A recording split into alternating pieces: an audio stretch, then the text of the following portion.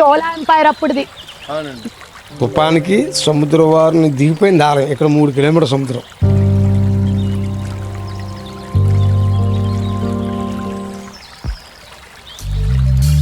Final గా మేము మాగసాని తిప్పకైతే reach అయిపోయాం.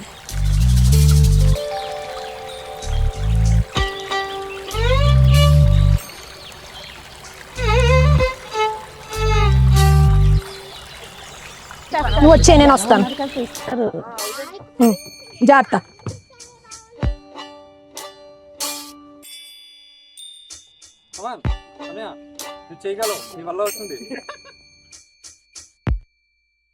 ఈ బోట్ ఎక్కడం ఒక అడ్వెంచర్ అయితే దిగడం కూడా నాకు అడ్వెంచర్ లాగే ఉంది.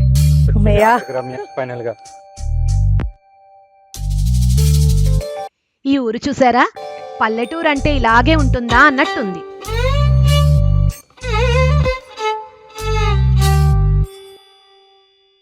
ఒక పక్క గోదావరి, ఇంకో పక్క పొలాలు, చల్లని గాలి. ఆహా, ఈ ఫీలింగ్ ఎంత బాగుందో. ఈ ఊరి గురించి చెప్పాలంటే మన అమ్మమ్మల కాలంలో చెప్తూ ఉండేవారు కదా, పాకలు, మట్టి నేల, వెదురు కర్రలతో చేసిన ప్రహారీ గోడలు. నాకైతే నేను ఏదైనా టైం మెషిన్ ఎక్కి 40 years బ్యాక్ వెళ్ళిపోయినా అనిపించింది.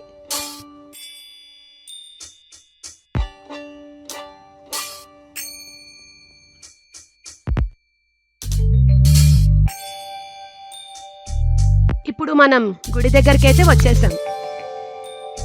అదిగో ఎదురుగుండా శిఖరం కనబడుతుంది కదా, అదే మనం వెళ్ళబోయే గుడి. పేతాళుడు, కాలభైరవుడు.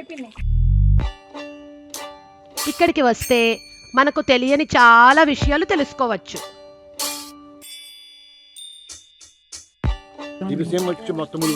చోళ ఎంపైర్ అప్పుడుది.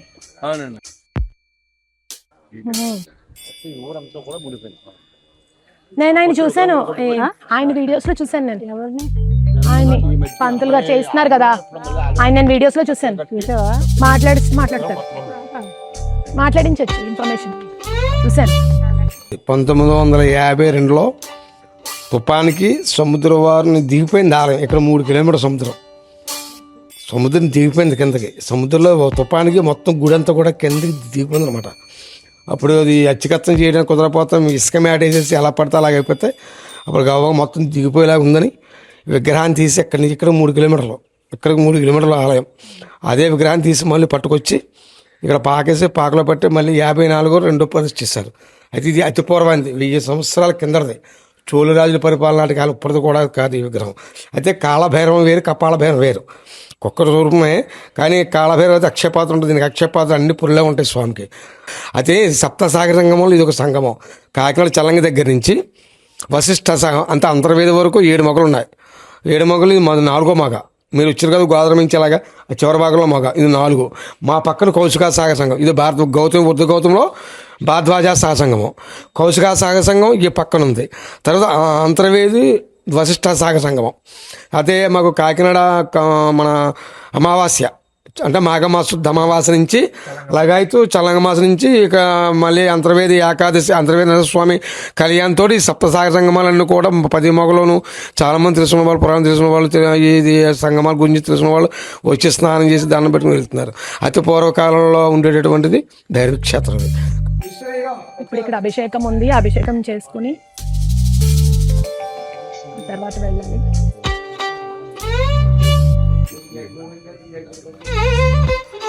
గుడి అయితే చాలా పీస్ఫుల్ గా ఉంది, చాలా బాగుంది. ఇక్కడ కపాల భైరవుడు చాలా పవర్ఫుల్ గాడ్ అండి. సో మీరు కూడా దర్శనం చేసుకోండి మాతో పాటు.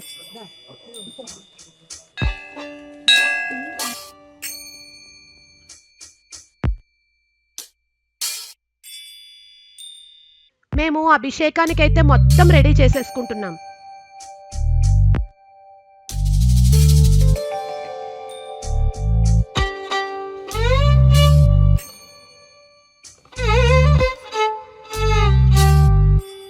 మొత్తం రెడీ చేసేసుకుని దీపారాధన చేసి అభిషేకం అయితే స్టార్ట్ చేసేస్తాం.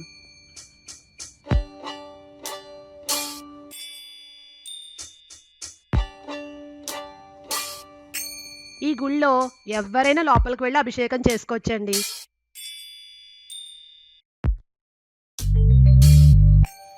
మన చేతులతో మనం అభిషేకం చేసుకునే అవకాశం ఎప్పుడో గానీ రాదు. సో నేను మిస్ అవ్వను. మీరు కూడా మిస్ అవ్వకూడదంటే మీరు కూడా ఇక్కడికి వచ్చేయండి. సత్యం హృదయం దాపయ దాపయ శీఘ్రం దాపయ దాపయ శ్రీం హ్రీం క్లీం స్వాహ.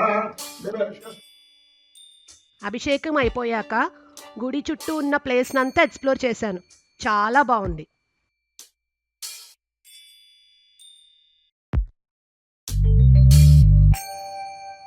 మనకున్న ఈ బిజీ లైఫ్లో కనీసం ఇయర్కి ఒక్కసారైనా ఇలా డివోషనల్ ట్రిప్ వేస్తే మనసుకు ఎంతో ప్రశాంతంగా ఉంటుంది కదా.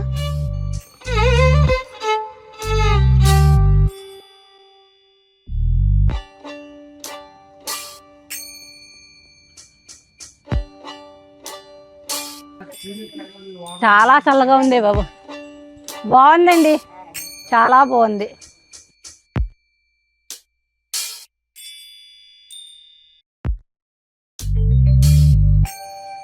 బాగుంది, చాలా చాలా హాయిగా ఉంది, చాలా బాగుంది. చాలా హాయిగా ఉంది. హట్ ఎంత బాగుందో. వెళ్ళొచ్చు వెళ్ళొచ్చు వెళ్ళొచ్చు, చూసుకో. లోపలికి వెళ్ళొచ్చు అట. ఇదే ఊరిలో మాకు తెలిసిన వాళ్ళు ఉంటే వాళ్ళ ఇంటికి కూడా వెళ్ళి టైం స్పెండ్ చేశాం. ఇప్పటిదాకా అపార్ట్మెంట్స్, బిల్డింగ్స్ ఇవన్నీ చూశాను. But for the first time నేనైతే ఒక హట్ని ఎలా ఉంటుందో అని ఎక్స్పీరియన్స్ చేస్తున్నా. చెప్తే నమ్మరు కానీ ఎక్స్పీరియన్స్ వాజ్ టూ గుడ్. రండి రండి, చాలా బాగుంది లోపల. చాలా బాగుంది. మా మదర్ చెప్పేవారు అప్పట్లో గ్యాస్ స్టవ్స్ లేకముందు కట్టెల పొయ్యి మీద వండుకుని తినేవాళ్ళమని. ఇది చూస్తే నాకు ఆ మాటలే గుర్తొచ్చాయి.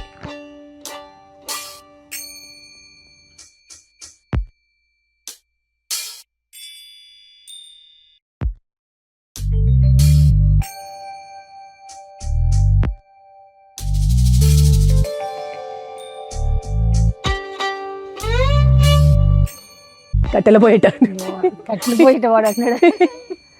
ఎంత బాగా వచ్చేసిందో. మావి మావి పాకలేనే బాగుంది. ఫస్ట్ లో, కానీ వీళ్ళకి తెలియదు కదా.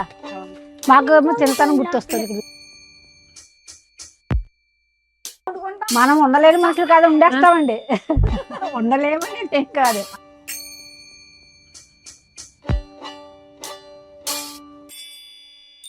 ఇలా కొంత టైం స్పెండ్ చేసిన తర్వాత మేమైతే రిటర్న్ బయలుదేరిపోతున్నాం. బట్ వీడియో అయిపోయింది అనుకోవద్దు, మీకు ఇంకో ప్లేస్ చూపించాలి.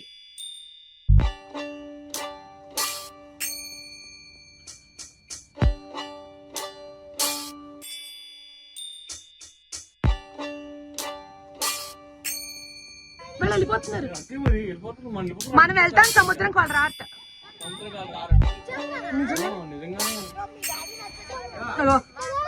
డాడీ కూడా రావట్లేదు. డాడీ అమ్మమ్మ అదే బాయ్ చెప్పే. చూడు బాయ్ చెప్పే. బై చెప్పు నాన్న, బై చెప్పు, అందరికి బై చెప్పి. నేను సముద్రానికి వెళ్ళి వస్తా అంట. మీరు రా, బోటికి డబ్బులు నువ్వు ఇస్తావా? తాత ఇస్తారని చెప్పు. మా తాతలు ఉన్నారు, ఇస్తారని చెప్పు. చెప్పు, మా తాతలు ఇస్తారని చెప్పు. ఇక్కడ తాతలు వాళ్ళు చూసుకుని నాకు సంబంధం బోటి డబ్బులు చెప్పంటే అలాగే చెప్పు. బస్సులో తీసిస్తా. వాళ్ళకి బాయ్ చెప్పే. బై చెప్పే, ఇంక వెళ్ళిపోతున్నాం. బై చెప్పే, వాళ్ళు అక్కడ దాకా ఉండండి, అక్కడ ఎండలో.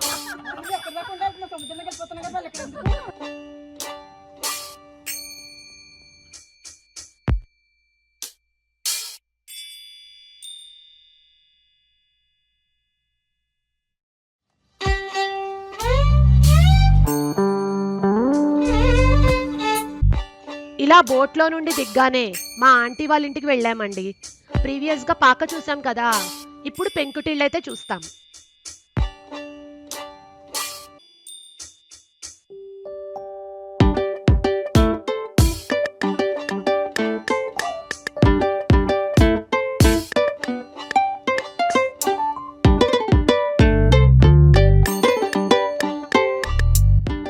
ఇంట్లో మనుషులు ఉన్నారండి, అబ్బా గోదావరి వాళ్ళు అనిపించుకున్నారు. ఆ మర్యాదలేంటో ఆ పలకరింపులేంటో నెవర్ బిఫోర్ అన్నమాట.